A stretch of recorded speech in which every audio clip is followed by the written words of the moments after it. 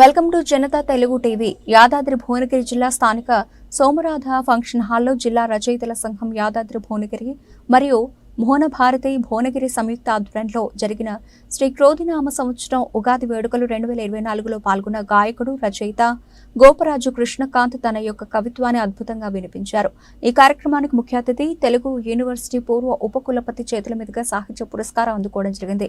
ఈ కార్యక్రమానికి భువన భారతి అధ్యక్షులు గడ్డం నరసింహారెడ్డి అధ్యక్షత వహించగా మధుర కవి డాక్టర్ కూరళ్ల విఠలాచార్య సాహితీవేత్తలు కవులు పాల్గొన్నారు. జిల్లా రచయితల సంఘం అధ్యక్షులు డాక్టర్ పోరెడ్డి రంగయ్య సమన్వయకర్తగా వ్యవహరించారు.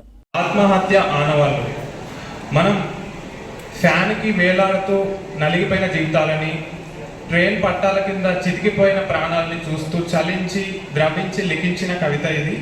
కవిత శీర్షిక ఆత్మహత్య ఆనవాళ్ళు.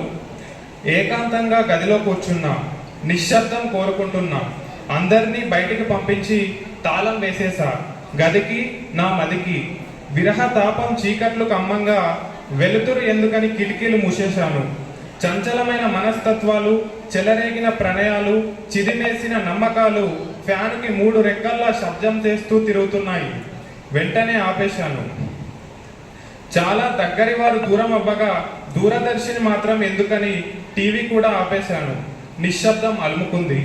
కానీ ఎక్కడో టిక్ టిక్ టిక్ అంటూ ధ్వని. కాలం చెల్లిపోయిన నాకు ఇంకా గడియారం ఎందుకని ఆపేశాను. కాసేపు నిశ్శబ్దంలో గడుపుదామని అన్నీ ఆపేశాననుకున్నాను. ఇంతలో లబ్డబ్ లబ్డబ్ లబ్డబ్ అంటూ నా గుండె శబ్దం. ఆపేశాను.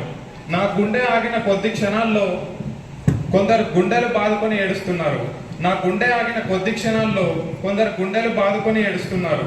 ముసలి కన్నీళ్లే కాదు, నా కోసం అసలు కన్నీళ్లు పెట్టేవారు ఉన్నారని అప్పుడే తెలిసింది. ఒక్కరి మోసం విలువ నిండు ప్రాణమా? అలా అయితే నన్ను ప్రేమించే వారి కోసం ఎన్ని జన్మలు బ్రతకాలి? ఉత్తేజంగా ఉండే నేను క్షణికావేశంలో నిస్తేజంగా మారిపోయాను. అరే, ఒక్క క్షణం ఆలోచించుంటే బాగుండు కదా అనిపిస్తుంది. నా వారి కోసం నేను బ్రతికుంటే బాగుండు కదా అని నా అంతరాత్మ నుండి వినిపిస్తుంది. కానీ ఇక మిగిలింది నా ఆత్మే. నేనిప్పుడు శవాన్ని, కానీ గాలి నన్ను ముట్టుకోవడానికి వెనకాడలేదు. అగ్ని నన్ను హక్కున చేర్చుకుంది. భూమి తన గర్భంలో నన్ను దాచుకుంది. నీరు తనలో నన్ను కలుపుకుంది. వినీల ఆకాశం నాకు తోడుంది. ఎవరో చేసిన వికృత చేష్టలకు నా ప్రాణం వదిలాను. ప్రకృతి కోసమైనా బ్రతుకుంటే బాగుండు కదా అని శోక సముద్రంలో వెక్కి వెక్కి ఏడ్చాను. అంతా అయిపోయిందని కుమిలి కుమిలి బాధపడడం, మంచం మీద నుంచి కింద పడడం, ఒక్కసారిగా ఉలికి పడడం, ఇది కళ అని తెలిసి కొంత కుదుటపడడం ఒకేసారి జరిగాయి. ఇన్ని పడడాల తర్వాత నా జీవితంలో లేవడం మొదలైంది. శుభమస్తు. ధన్యవాదాలు.